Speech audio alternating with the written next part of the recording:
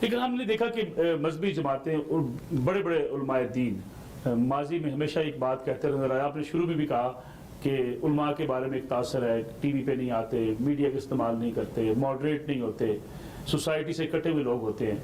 اسی طریقے سے جمہوریت کے خلاف بڑے بڑے علماء نے بڑی بڑی تحریریں لکھی، جمہوریت کے خلاف فتوے دیے، جمہوریت کو کفر قرار دیا گیا. لیکن آج کیا وجہ ہے؟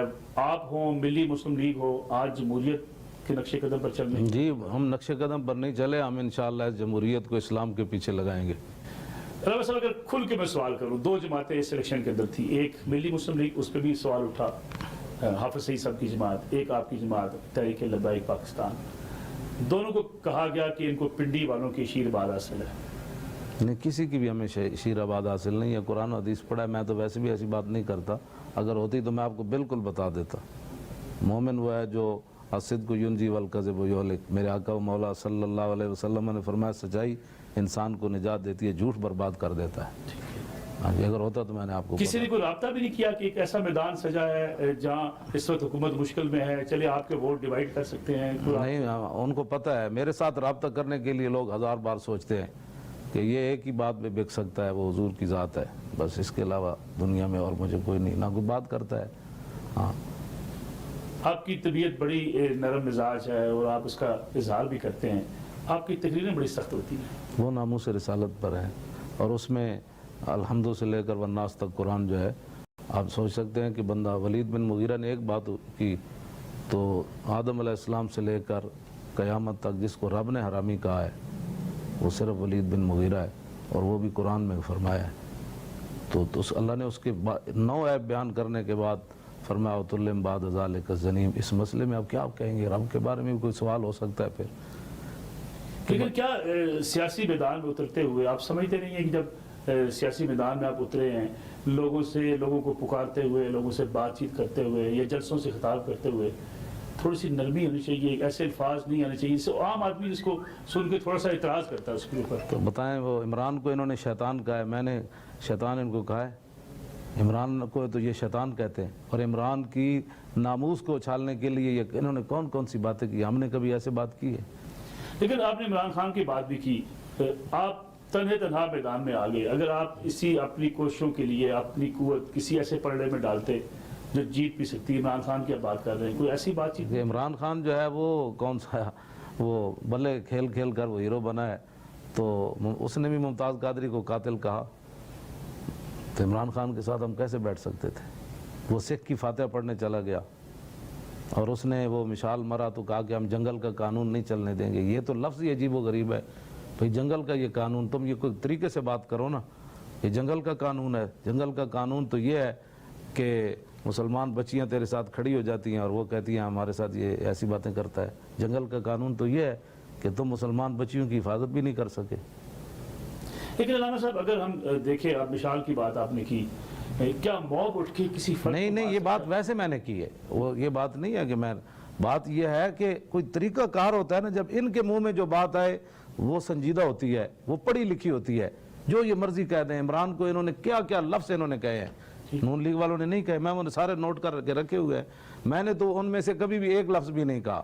ذاتیات پر یہ آئیں تو عمران کو شیطان بھی، ایک انسان کو شیطان کہنا یہ ٹھیک ہے؟ اگر ہم بانیان پاکستان کی بات کریں، جی، قائد اعظم محمد علی جناح، علامہ اقبال، جی، دونوں مذہبی یا مولوی لیڈر نہیں تھے. ٹھیک ہے.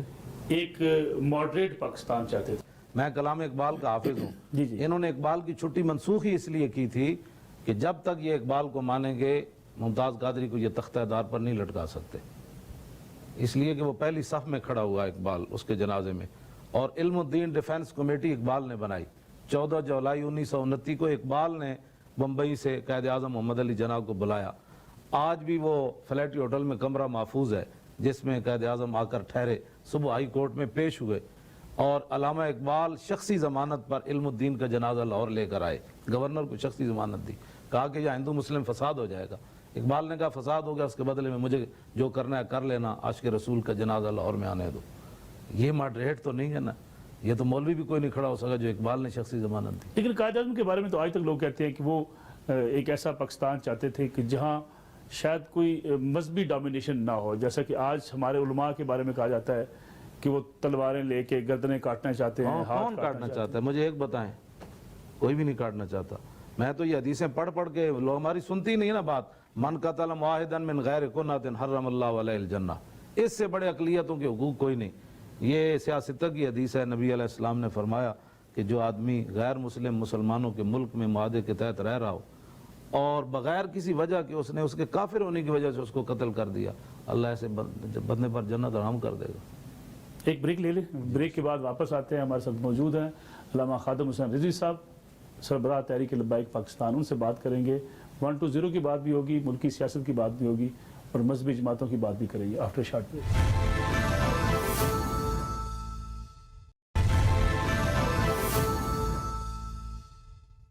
پروگرام ایک بار پھر خوش آمدید. آج بات ہو رہی ہے علامہ خادم حسین رضوی صاحب سے. خادم حسین رضوی صاحب, آپ کیا سمجھتے ہیں کہ اگر مذہب ایک ہے, اللہ ایک, رسول ایک صلی اللہ علیہ وسلم, تو پھر مذہبی جماعتیں اتنی ڈویژن میں, ہر جماعت اپنا ایجنڈا لے کے آتی ہے, پھر کیا ایک جماعت نہیں ہونی چاہیے؟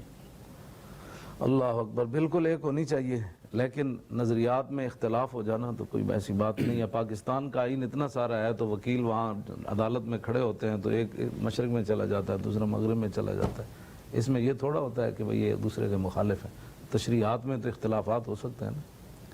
لیکن علامہ صاحب, جس ملک کے اندر علامہ شاہ احمد نورانی صاحب جیسا شخص کامیاب سیاستدان نہ بن سکا, جہاں ڈاکٹر طاہر القادری جیسا مبلغ مقرر کامیاب سیاستدان نہ بن سکا, وہاں علامہ خادم حسین رضوی ایک کامیاب سیاستدان کیسے نہیں کامیاب سے ہم نے کب کہا کہ ہم کامیاب بننا چاہتے ہیں؟ ہم نے یہ کہا کہ حضور کی امت کا جو شعور جو ہے وہ دین کی طرف آئے, اور وہ لوگ جو کہتے تھے پاکستان بڑی تیزی سے لبرلزم کی طرف جا رہا ہے, ہم اس کو روکا ہم نے کہ نہیں روکا.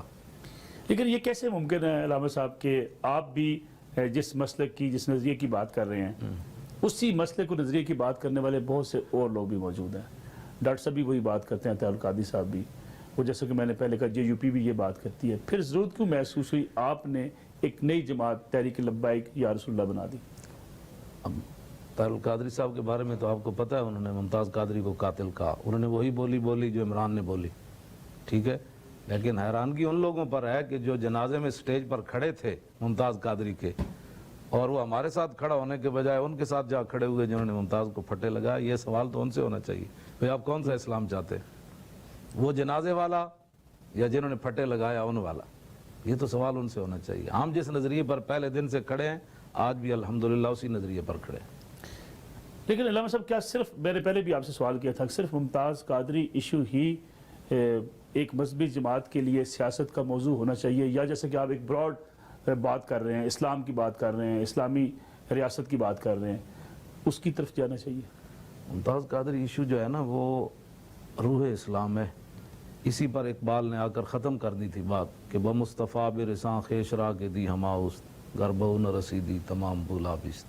اس نے کہا کہ سارا دین حضور کی ذات ہے, اگر کوئی مسلمان وہاں تک پہنچا تو ٹھیک, ورنہ ابو لہب اور اس کے درمیان کوئی فرق نہیں ہے.